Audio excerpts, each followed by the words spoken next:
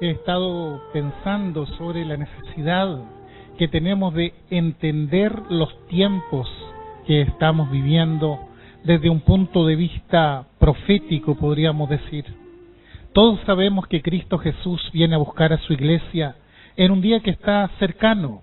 Todos hemos oído hablar acerca de eso y me temo que hay muchas personas que aún están confundidas al respecto, por lo cual creo que el Espíritu Santo debe trabajar muy fuertemente, especialmente en los hijos de Dios, a fin de traer claridad y comprensión sobre los tiempos que estamos viviendo. Les invito a leer el pasaje de San Mateo capítulo 24. Voy a dar lectura a modo de introducción a los versos 37 al 39 que dice: «Mas como en los días de Noé, así será la venida del Hijo del Hombre, porque como en los días antes del diluvio, estaban comiendo y bebiendo, casándose y dando en casamiento, hasta el día en que Noé entró en el arca, y no entendieron, hasta que vino el diluvio y se los llevó a todos. Así será también la venida del Hijo del Hombre». Hay algo en este pasaje que llama profundamente mi atención y creo que es importante examinarlo. Habla de los días de Noé. Sabemos que la historia de Noé está asignada por el arca y por el diluvio, pero este pasaje habla de los días previos al diluvio. Dice que mientras Noé predicaba y anunciaba el juicio de Dios, la gente hacía como que no oía. Lo consideraban un loco que hablaba y decía cosas sin corduras, hasta que Noé entró en el arca y ellos no entendieron hasta que vino el diluvio y se los llevó a todos. Pensaba en esta frase: ellos no entendieron, no comprendieron qué era lo que sucedía. Y me temo que el día de hoy, similar a los días de Noé, hay mucha incomprensión también sobre las cosas que están aconteciendo, sobre las muchas señales que están ocurriendo, sobre el anuncio del juicio universal sobre el mundo. Se predica la palabra de Dios, se invita a acercarse a Dios en arrepentimiento y fe, pero la gente sigue como embobada, sin entender nada de nada. En los días de Noé, la gente simplemente no prestó atención, siguió con su vida normal, se casaban, se daban en casamiento y no hay problema con eso. El problema es que no comprendieron la dimensión espiritual de todo lo que estaba aconteciendo. Y como no entendieron, no se apercibieron.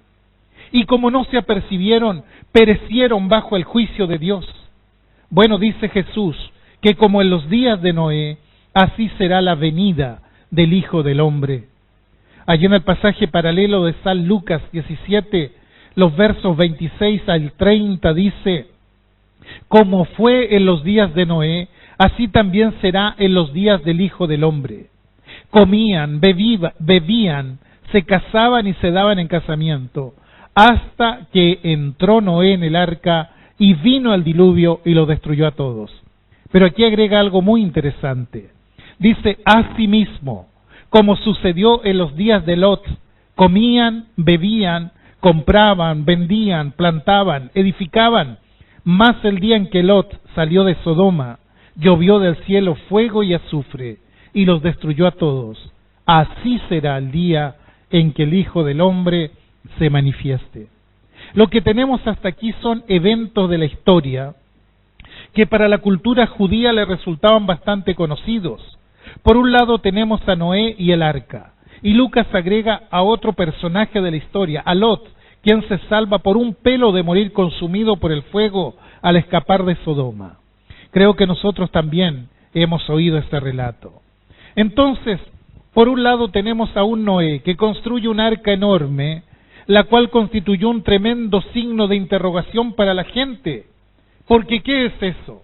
Es un barco, pero un barco es para navegar sobre las aguas. ¿Y dónde están las aguas? Las aguas no estaban por ninguna parte. Nunca antes había llovido sobre la tierra. Para ellos era una tontería que alguien dijera: va a llegar el día en que va a caer agua del cielo.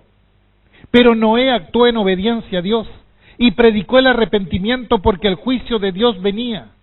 Sin embargo, lejos de arrepentirse la gente, se burló de él, y yo me pregunto, ¿no sucede lo mismo en nuestros días? Hay gente que no cree que Cristo venga. Lo ven como un mito, una cosa loca, algo que no tiene sentido.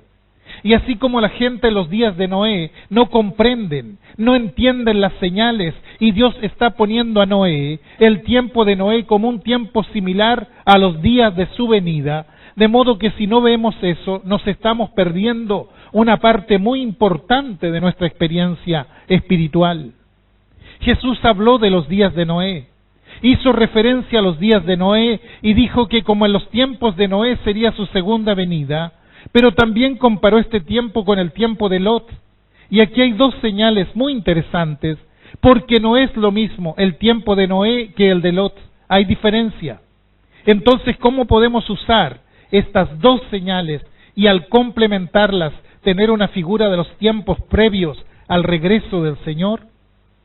Aquí lo que tenemos son dos señales, los tiempos de Noé y los tiempos de Lot. Noé construyó en obediencia a Dios el arca donde se salvó él y su familia.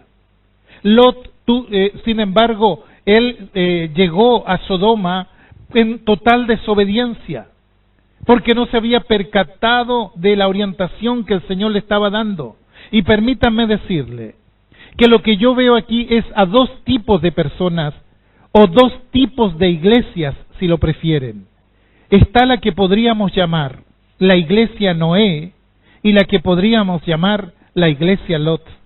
Y aunque iglesia hay una sola, estas frases nos pueden ayudar a examinar mejor nuestra realidad como hijos de Dios. Así como Dios está llamando a la iglesia Noé, aquella iglesia que marcha en obediencia, aquella iglesia que construye, que avanza, que cree, también llama a la iglesia Lot, aquella que actúa en desobediencia, que busca lo suyo propio y que se mimetiza con el mundo que lo circunda. Dios también la llama a salir de ahí, a escapar por su vida. Por favor, capten la diferencia. Noé como el prototipo de la iglesia que marcha en santidad y en obediencia, y por el otro Lot como el prototipo de la iglesia incrédula, apóstata, la que cree que puede manejar las cosas, sin embargo se termina contaminando. Y si bien Dios guardó a Lot, él debió huir, escapar de aquel lugar donde vivía, producto de su desobediencia, hasta llegar al lugar en donde Dios lo puso a salvo. Quisiera llamar vuestra atención en esto. Si usted es una persona que se identifica con Noé y que trabaja incesantemente en obediencia, en pro de extender el reino de Dios, todo esto un día será refugio para que usted pueda ser libre del gran juicio que Dios traerá contra la humanidad. Pero si usted es un Lot, una persona no demasiado espiritual, más bien inclinada a las cosas materiales, un tipo de persona que si bien cree en Dios, siempre se mantiene a cierta distancia, bueno, o sales de ahí o estás muerto. Este es el tiempo de poner la mira en las cosas de arriba, no en las de la tierra. Note que cuando el Señor habló de aquel tiempo, habló pensando en este tiempo, en estos días. Dijo, va a ocurrir algo parecido los días de mi venida. Y pone a Noé y pone a Lot como prototipos de la clase de personas de estos tiempos. Pero la gente no entendió, no interpretó, no hizo una lectura profética de los acontecimientos. Creo que tenemos que abrir nuestros sentidos espirituales y dejar que Dios hable a nuestro espíritu primeramente. Hay gente que predica el arrepentimiento, el apercibimiento porque el Señor viene, construye figuradamente un arca predicando y mostrando a otros el camino de salvación. Sin embargo, muchos no quieren oír. Y no me refiero solo a los incrédulos, me refiero a aquellos que no niegan, pero tampoco sirven, no se alertan, siguen con su rutina de la vida simplemente. Desgraciadamente pasa esto en nuestros días. Dios sigue hablando. En tiempos de la mayor crisis de la pandemia, no es que Dios no habló, siguió hablando con mucha más fuerza todavía. Pero ¿cuántos escucharon el mensaje realmente? Entonces hay una iglesia que construye en obediencia, la que hemos llamado la iglesia Noé. Todo el mundo se burla de ella, y así como a Noé lo trataban de loco, igual es para esa iglesia Noé en este tiempo. Pero está la otra iglesia, la que hemos llamado la iglesia Lot, aquella iglesia indiferente, impasible, Dios también la llama para que salga de la mundanalidad, para que renuncie al paganismo, para que escape al perverso sistema humanista. Vivimos en una sociedad vaciada de principios morales y espirituales y no podemos dejarnos arrastrar por esa corriente. Miren lo que dice Deuteronomio 32:32, sírvanos de advertencia. Porque de la vid de Sodoma es la vid de ellos, y de los campos de Gomorra, las uvas de ellos son uvas ponzoñosas, racimos muy amargos tienen. Las uvas de Sodoma son uvas ponzoñosas, son uvas dañinas, perjudiciales. Dios no quiere que participemos de ellas. Ahora fíjense cuán grande es el amor de Dios, porque llama no solo a aquella iglesia obediente, constructiva, valiente, que busca de Dios, como la iglesia de Filadelfia en el libro de Apocalipsis, sino que también busca a la otra, al indiferente, a la soberbia, como lo era la iglesia de la Odisea, que se jactaba de sus logros personales y que dice: yo soy rico y me he enriquecido y no tengo necesidad de ninguna cosa. ¿Y qué le dice el Señor? ¿Acaso no sabes que tú eres un desventurado, miserable, pobre, ciego y desnudo? Que Dios nos libre, mis hermanos. Esta es la iglesia que no entiende, la iglesia que no ha logrado dimensionar los tiempos que estamos viviendo, que está sumida en la ignorancia, que no ha comprendido la señal, el propósito de Dios por sobre todas las cosas. Cuando miramos las Escrituras y oímos la voz del Señor es para que, primero, nos ordenemos, segundo, comprendamos y tercero, seamos fortalecidos. Ahora, ¿qué es lo que tenemos que ordenar? Tenemos que ordenar nuestra vida, nuestros caminos, nuestras casas.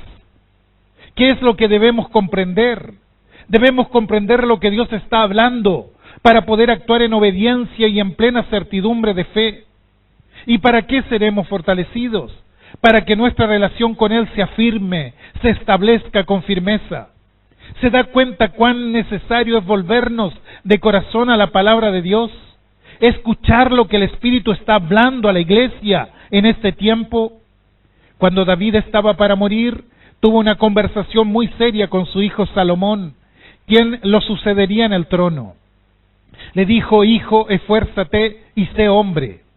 Guarda los preceptos de Jehová tu Dios, andando en sus caminos y observando sus estatutos y mandamientos, sus decretos y sus testimonios, de la manera que está escrito en la ley de Moisés, para que prosperes en todo lo que hagas y en todo aquello que emprendas. Y en 1 de Crónicas 28:19 le dice: Salomón, todas estas cosas me fueron trazadas por la mano de Jehová, que me hizo entender todas las obras del diseño. ¿Por qué hemos llegado acá? Porque Dios tiene diseños, tiene preceptos, tiene mandamientos, tiene decretos. Y si Salomón iba a construir el templo de Jerusalén, debía hacerlo de acuerdo al diseño original establecido por Dios, es decir, debía construir en obediencia. Yo no sé cuántos me están siguiendo hasta aquí. A Moisés también Dios le mostró cómo debía ser el tabernáculo. Hazlo conforme al modelo que te fue mostrado en el monte, le dijo el Señor. ¿Por qué?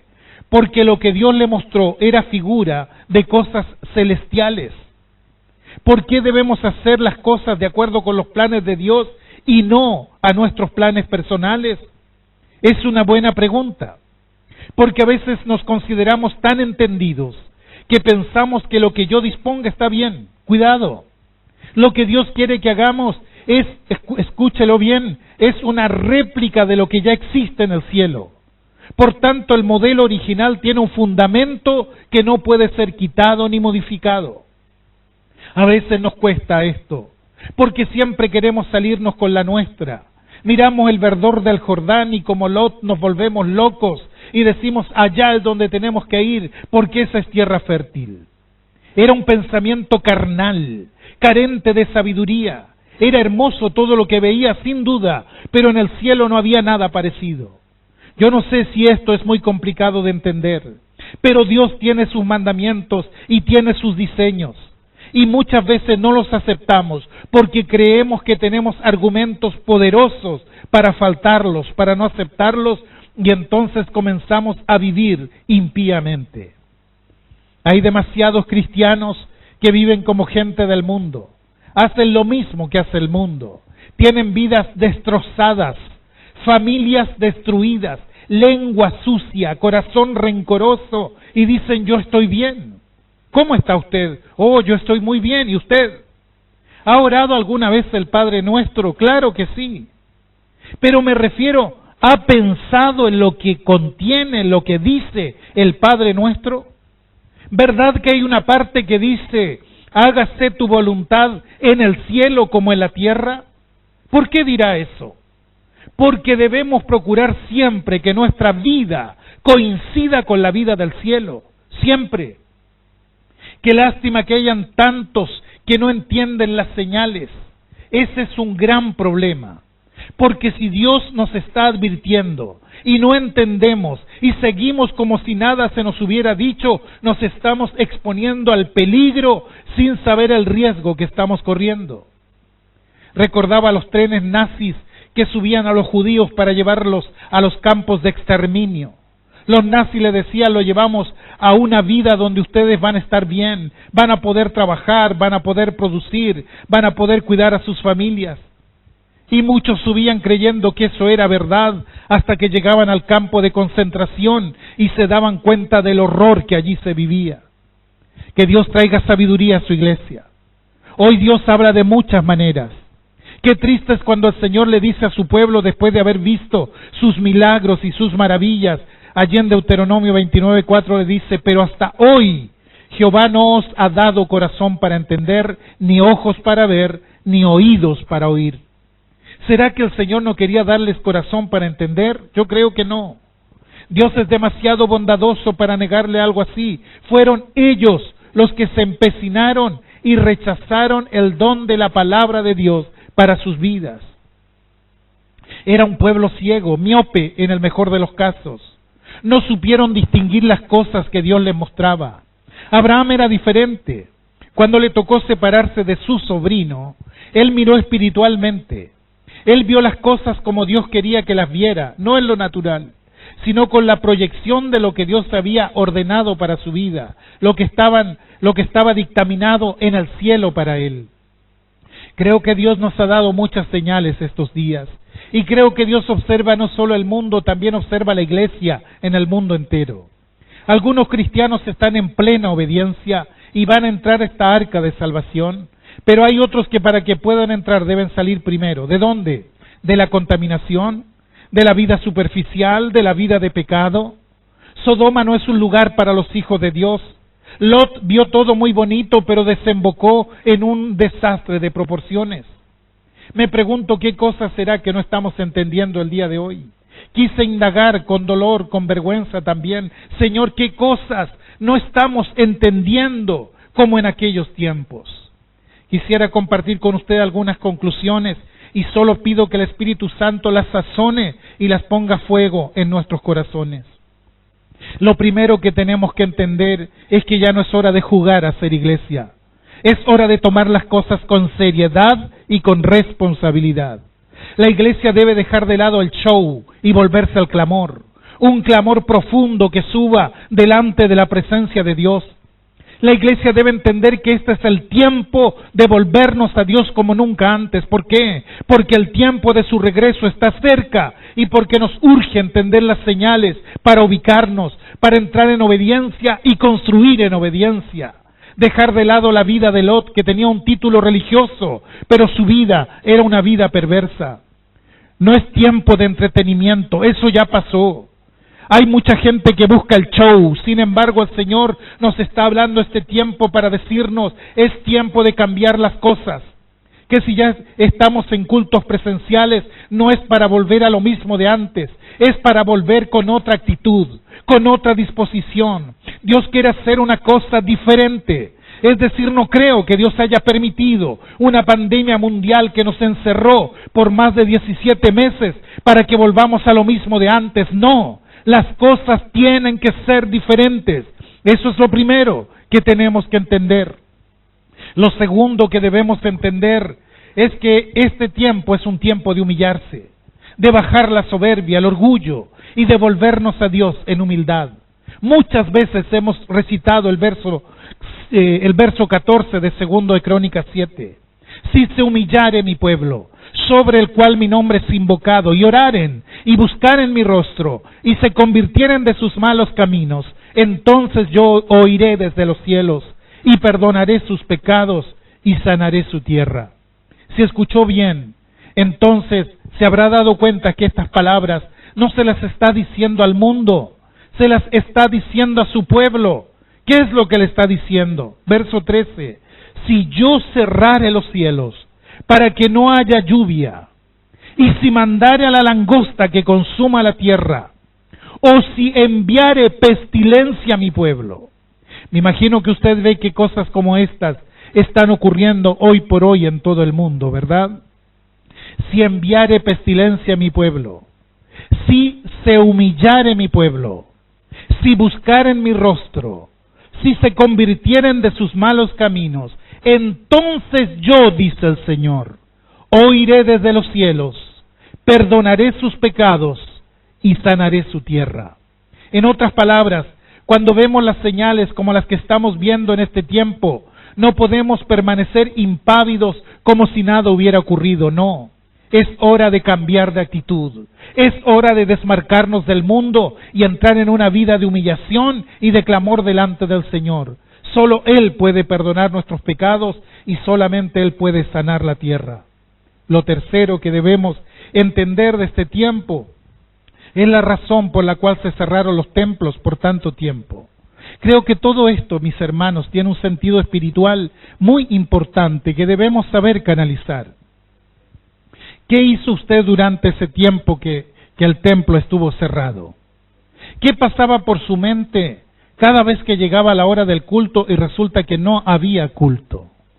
¿Había algo que pasaba en su espíritu? ¿O decía, bueno, por lo menos hay una excusa válida para no ir? ¿Les gustó el encierro? Yo creo que no. A mí definitivamente no me gustó. Jamás me esperé una cosa como esa. Pero comprendí algo, que aún aquellas cosas que parecen contrarias y feas, Dios las puede utilizar para potenciar nuestra relación con Él y aprendamos a depender de Él. Allá en 2 de Reyes 4 habla de cuando Eliseo vino a una viuda que estaba desesperada, y Eliseo es figura del mover espiritual de los últimos tiempos. Y llega hasta esta mujer que vive un verdadero desastre familiar. ¿Y qué es lo que le pregunta Eliseo? ¿Qué te haré yo?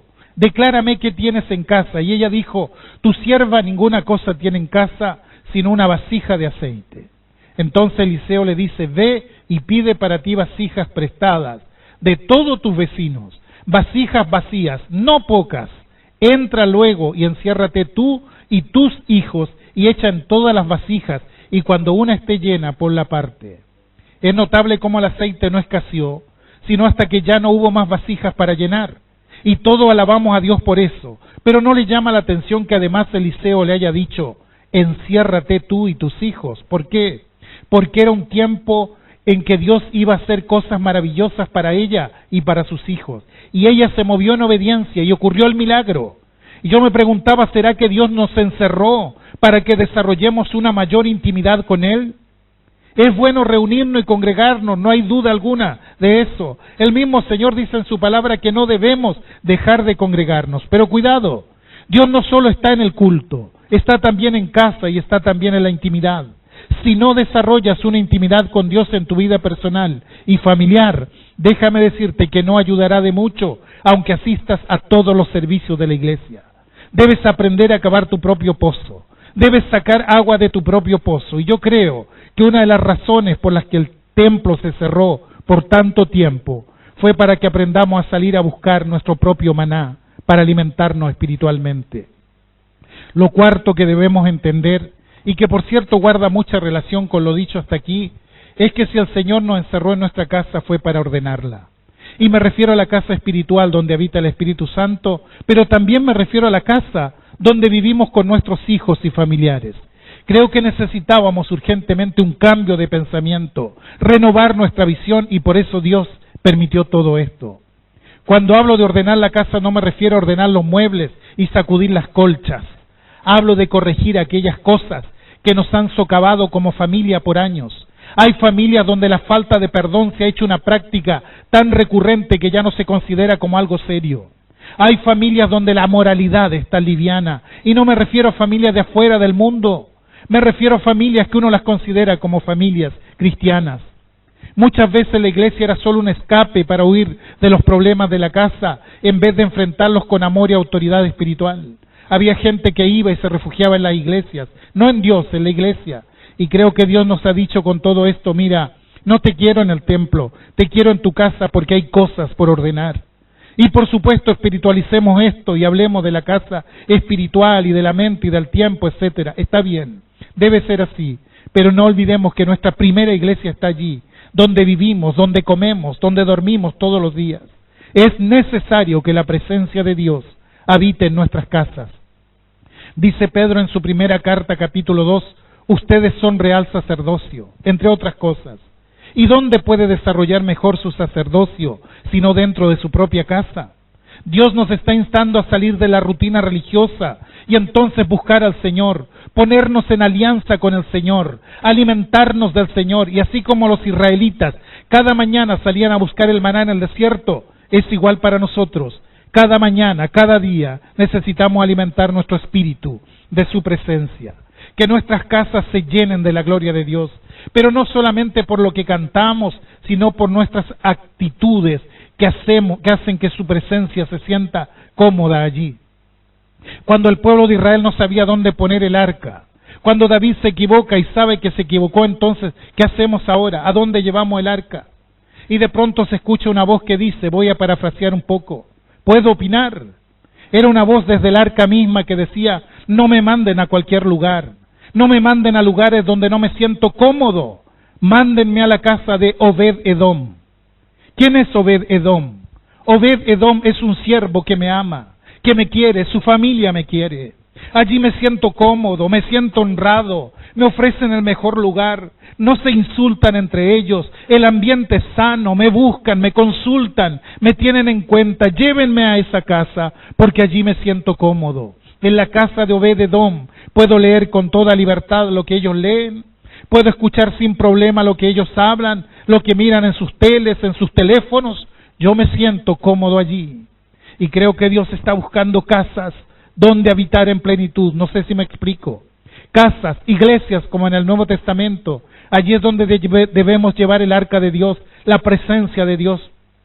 No puede haber contradicción en esto. Si venimos a la iglesia, nuestros vecinos saben que así lo hacemos, entonces debemos reflejar la gloria de Dios desde el mismo lugar donde salimos. Hace años atrás supimos de un matrimonio que tenía muchos problemas, golpes, insultos, niños llorando, aterrados. Cosa extraña. En la ventana pusieron un letrero que decía, aquí oramos para que usted se convierta a Cristo. ¿Qué me dice usted? Un quinto punto y ya estoy terminando. Es tiempo de cambiar las vestiduras. Dice Eclesiastés 9:8, en todo tiempo sean blancos tus vestidos y nunca falte ungüento, aceite sobre tu cabeza. Cuando habla de vestiduras blancas, no habla de tela, habla de gloria, de acciones justas, de actitudes, de decisiones guiadas por Dios. Todo el tiempo sean blancos tus vestidos, todo el tiempo, y nunca falte el ungüento sobre tu cabeza. Se refiere a la unción gloriosa del Espíritu Santo. Dios habla a su iglesia este día. Quisiera hablar de tantas cosas, hermanos, pero me temo que mis palabras no son suficientes. Por eso pido al Espíritu que las aplique a cada corazón. Estimados, es tiempo de cavar tu propio pozo. Como Isaac, lo que habían pertenecido a su padre ya no existía. Habían sido cegados, entonces él cavó los propios. ¿Qué significa cavar el propio pozo? Significa entender las señales, depender no solamente lo que nos dan, no solamente de lo que nos dan, lo que llega a nuestra carpa, sino buscar con tesón y ahínco la presencia de Dios cada día. Termino como empecé. ¿Qué es lo que no estamos viendo y entendiendo? Dios dejó claras señales y termino así. Este hombre Noé entró con toda su familia a un lugar que construyó en obediencia. Iglesia Noé, alégrese. Ese lugar que has construido en obediencia te dará la seguridad y la salvación el día final. En cuanto a la iglesia Lot, tiene que salir ahora ya del lugar de desobediencia. Aún hay tiempo para escapar de lo que viene. Dios haya hablado en este día a nuestras vidas. En todo tiempo sean blancos tus vestidos, vístete de pureza, vístete de obras justas, vístete de un servicio grato para Dios, y nunca falte ungüento sobre tu cabeza, sí, porque esto no se hace en fuerzas humanas, es necesario fortalecerse con la presencia y la gracia que Dios derrama por medio de su Espíritu Santo.